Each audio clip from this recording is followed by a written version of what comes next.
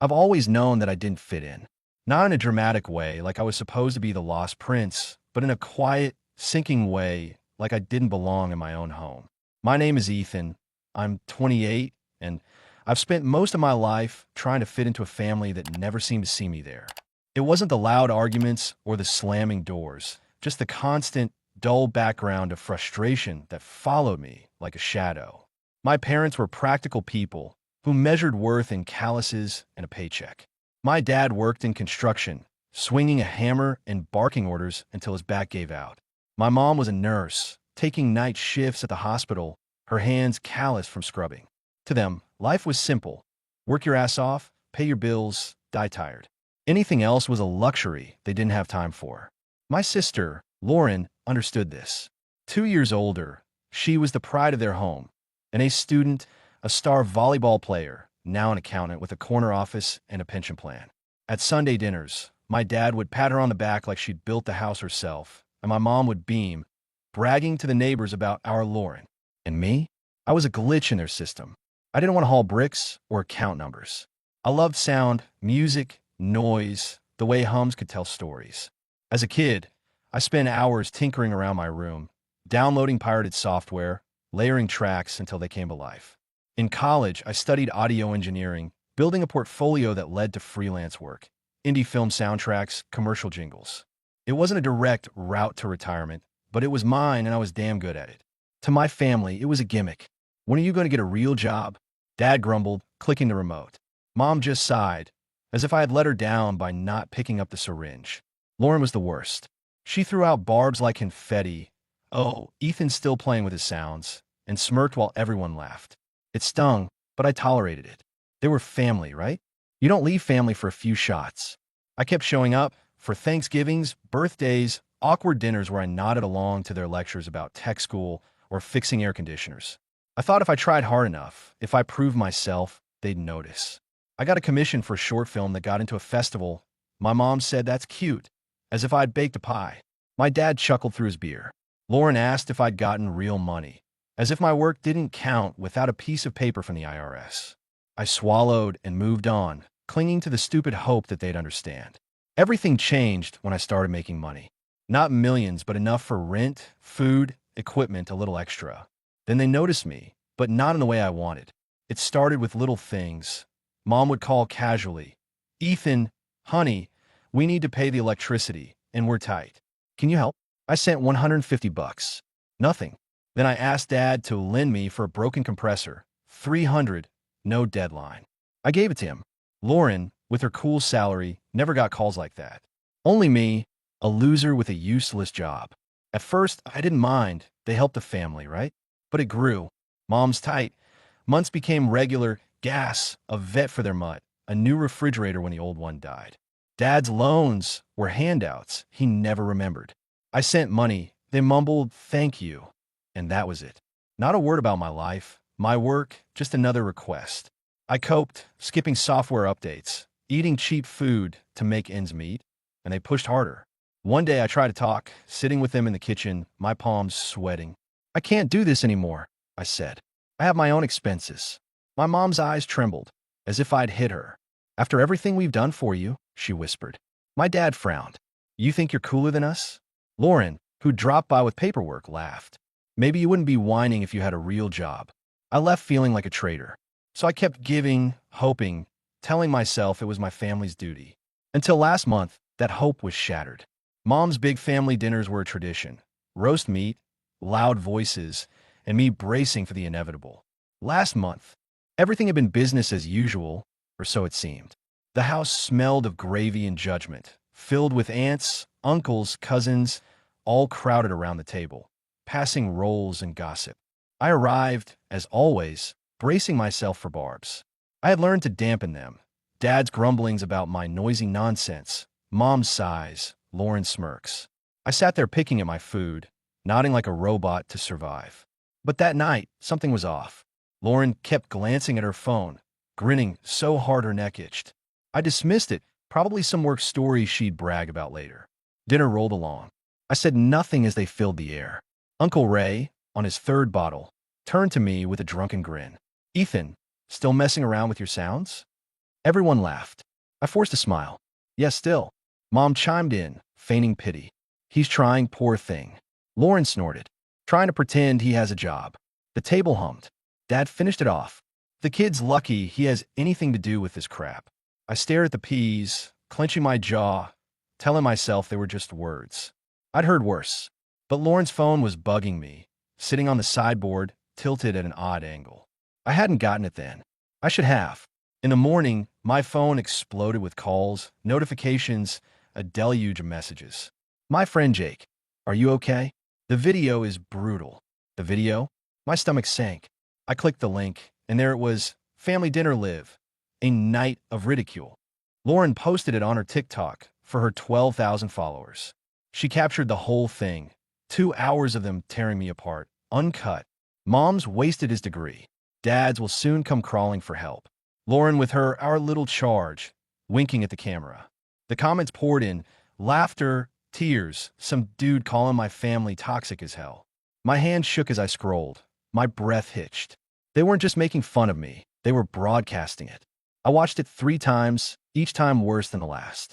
It wasn't just the words, but the joy they had, the way they egged each other on. Mom, at least he's good for something, he pays his bills. Lauren, yeah, our ATM is legs. Dad's approving chuckle. Aunt Sue giggled. Uncle Ray clinked glasses. No one blinked.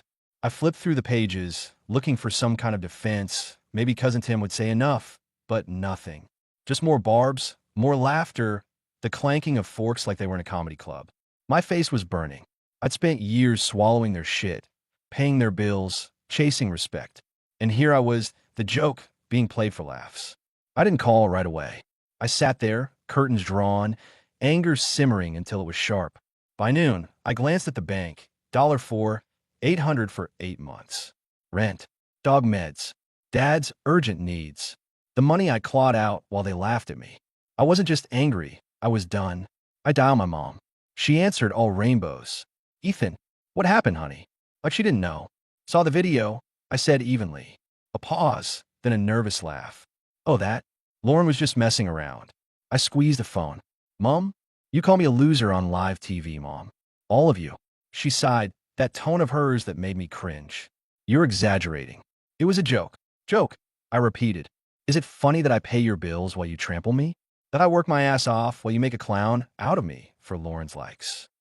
Her voice grew stronger. Don't start. We're family. You to us, we to you. I laughed bitterly. You to me? When? Name one time you helped me. She hesitated, then fell silent. That's it, I said. That's it. There's no more money. No more favors. You're on your own. She gasped theatrically. Ethan, can't you, after everything? I cut her off. After everything you took? I can. Bye. I hung up, my pulse pounding, but I felt better. Dad was next. He was tougher, less tears, more teeth. He answered quickly. What do you want, Ethan? Sharply, without preamble. I saw the video, I said. He snorted. So what? My blood boiled. The fact that you made me look like a nobody to the world. After I bailed you out. He didn't flinch. Bailed you out? I raised you, you brat. You owe us. I clenched my fist. Us. For what? For putting up with me. I paid your rent, fixed your truck, took on the chores you couldn't handle. And you call my job a joke. He barked, it is.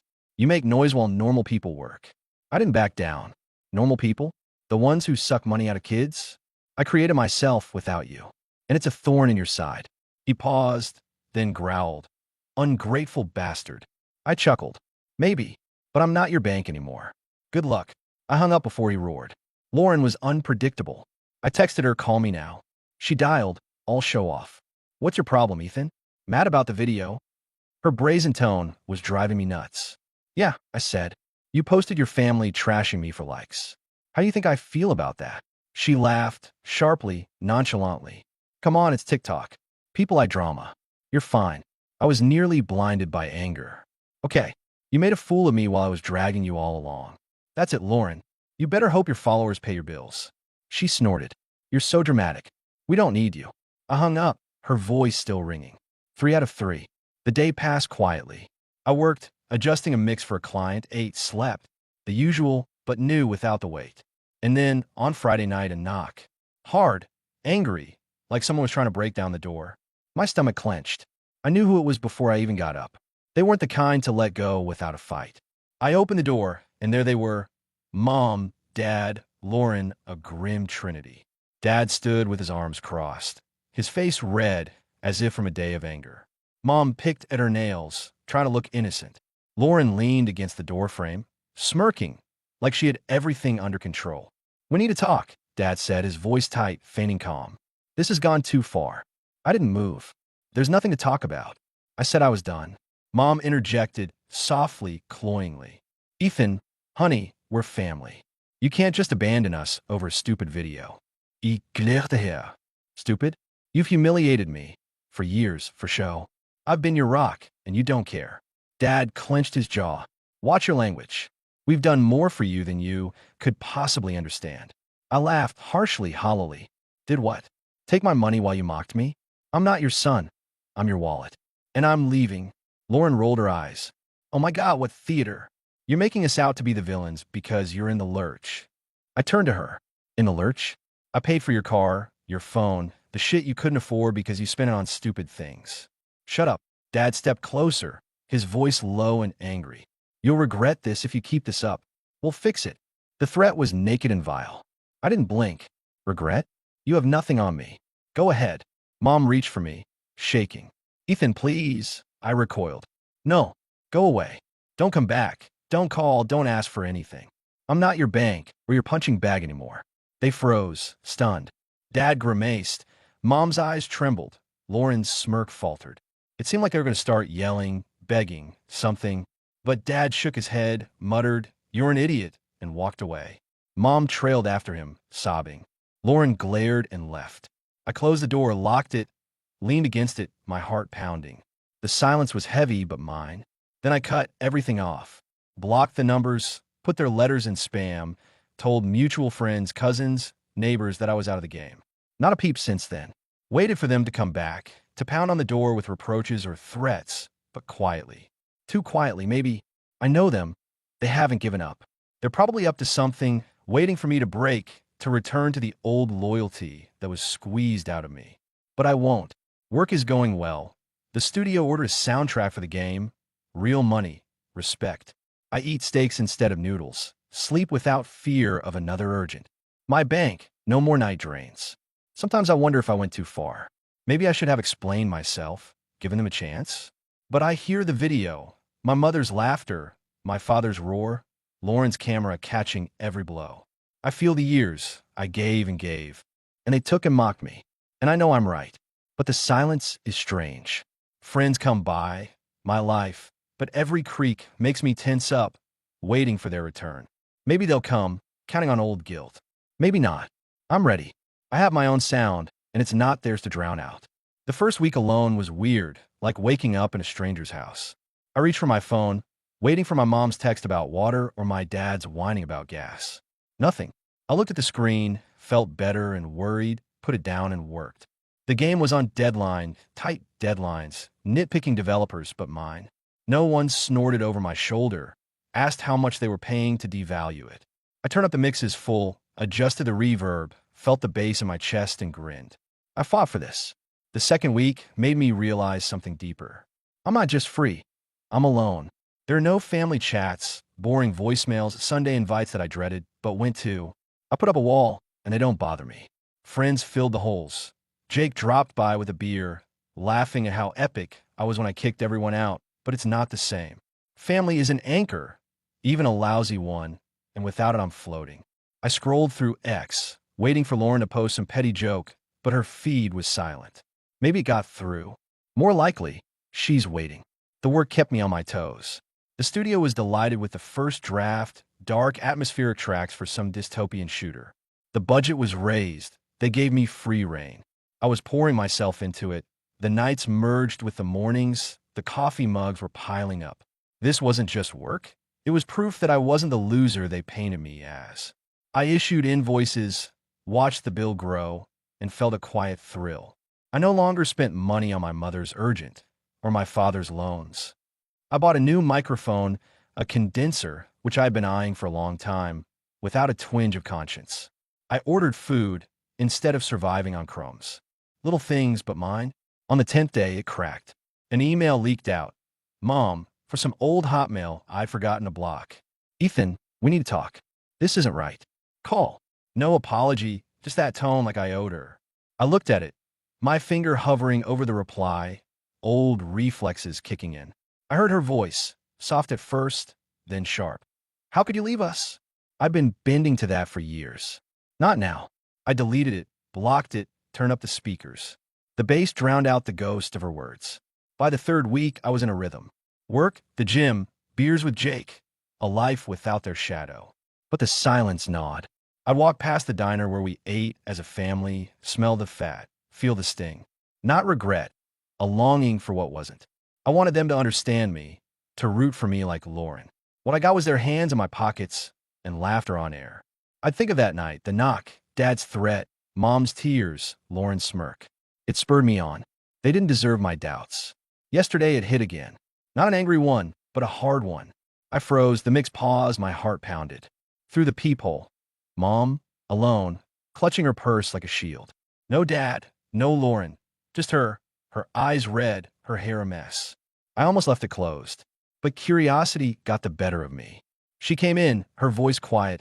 Ethan, I'm sorry. It was the first time I'd heard her say that. I crossed my arms. For what? She was confused. For the video, the money, everything. We didn't want to hurt you. I chuckled coldly. You didn't want to? You made me look like an idiot in front of thousands of eyes, took what was mine, and you didn't want to? Her lips trembled. We're having a hard time. Dad doesn't work, Lauren has debts. We need you. That was it, the gist. I leaned back. You need me. What do I need? What have you given me besides a headache? She hesitated. We're family, I interrupted. Family doesn't use or mock you on TikTok. You don't get it. I'm not your salvation. Tears began to flow, but I saw the game. Tears hadn't worked at the door, and they wouldn't work here. Please, she whispered. At least a little. I shook my head. No, your dad, Lauren, is your pride. Get over it. She stood there, deflated, then nodded slowly. You've changed, she said, almost reproachfully. Yes, I snapped. It's about time. She left, her purse clutched in her hands, and I locked the door. I slept soundly last night. No dreams, no guilt. Today I'm back in business, mixing, living, breathing freely. They're probably cursing me, making plans. Maybe Dad will call, all furious. Maybe Lauren will post something murky about family squabbles. I don't care. I have my own sound, my own place, my own life. Let them knock, I won't open the door. It's funny how quickly you get used to it. A month ago, I would have given in, sent the money, swallowed the shots, kept the peace. Now I hear that pounding in my head and feel only steel. They raised me to bend. I learned to break. The game is almost done. Release in a month. My name in the credits. I'll watch it come out, crack open a beer and know that I did it. Not them. Me. A month has passed, and the silence is deafening. No calls, no messages. Only my mother's visit rings in the emptiness. I'm drawn in work, the barbell, nights with glowing monitors. The studio is in a frenzy. My tracks are damn catchy, pushing for a bonus. I'm saving up, building something solid. I no longer pour money into their chaos. I walk past their places, my mother's bakery, my father's bar, and feel a prick, but it weakens. They are ghosts now, shadows to whom I do not owe. Zake thinks I'm cool. You threw your whole family out, man. That's crazy. We laugh over beers, but it's not that simple. I didn't want to do that. I didn't dream of crossing them out. I wanted them to be there for me, clapping when I won, not taking from my pockets. But you don't choose your family. You choose what you take from them. I've taken enough. The video is still floating around. Lauren's following has thinned since the toxic family buzz, but I don't watch it. It's noise I don't need. Last week, it arrived a letter. Mom's handwriting, shaky. Ethan, I'm sorry. Really, Dad's back is worse. Lauren's car was taken. We're drowning. Call. A tearless TikTok, just desperation on paper. I read it twice, felt the old call. I could have sent a check, eased their misery, been a good son again. But I saw the trap, the same circle, new wrapper. I burned it in the sink, watched the edges smolder, threw out the ashes. They'll get out of this. They always got out of this before me. Work is my anchor. Game coming out soon. Previews praise the sound, my sound. I pitch a film, dark indie my style. Money is coming my life. Updated the studio. New monitors, A sub that makes the floor shake. Card without remorse. Eat what I want, sleep when I want, live how I want. Friends fill the holes, Jake, Mike, a couple colleagues, but there's an emptiness where the family was. Not pity, just absence. I don't miss them. I miss who they could have been. Yesterday, a test. A call. An unfamiliar number, a local code. I picked it up, wary. Dad's voice like gravel. Ethan. My stomach clenched. What? A long pause. We're in a hole. Really bad. Just this once, help us out. Without sorry. Without persuasion. A naked request. I leaned back, looking at the ceiling. No, I said calmly. You have Lauren, Mom, your pride. Spin. He growled. You'll regret it, kid. The same threat, the same pressure. Maybe, I said, but I'm not your solution. Bye. I hung up. My hands weren't shaking, a clean cut. Today I'm fine. The game comes out in a week, my name on screens all over the world. I will open a beer, look at the reviews, feel the bass of my work. They are out there, rushing about, cursing me. Maybe they will knock again, hoping for an old guilt. Maybe they will disappear, find another fool. I don't care. Every creak, every shadow, I am ready. They taught me to give. I learned to hold. This sound, this life is mine. They will not get a single note. So what do you think? Was I too harsh in burning the bridges? Should I have fixed them, given them a chance? I have resigned myself, but I am interested in your opinion, your steps. Write in the comments.